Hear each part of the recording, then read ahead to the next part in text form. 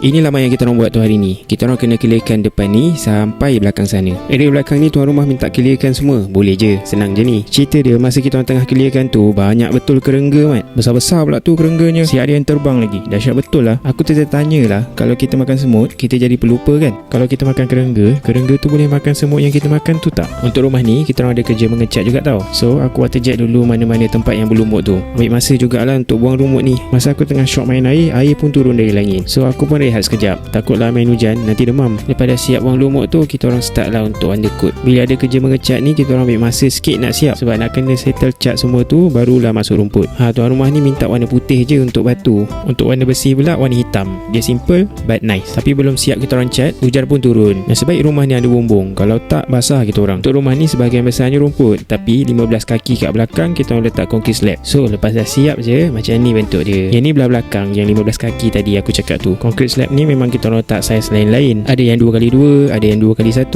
Cantik juga kan macam ni. Yang ni pula dinding yang kita orang cat tadi. Bila tengok dinding yang baru cat ni kena pula dengan rumput, memang lawa. Dia nampak kemas je kan. Lepas tu nampak lebih luas. Ini kalau dapat main rondes kat sini ni memang syok betul. So dah siap untuk rumah ni. Jumpa dekat next video.